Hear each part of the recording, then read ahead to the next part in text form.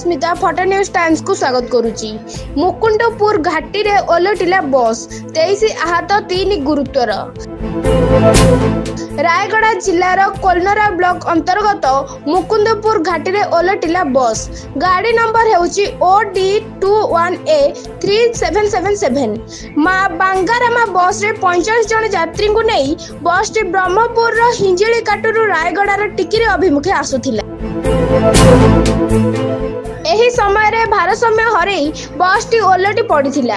वर्तमान सुधा 23 जन सामान्य आहत थिबा बेले 3 जन गुरुतर थिबा जणा पड़िछि।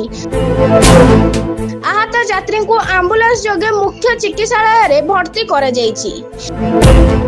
बस रो समस्त यात्री अल्प बहुत आहत होइथिबा नै यात्री कहिसंती।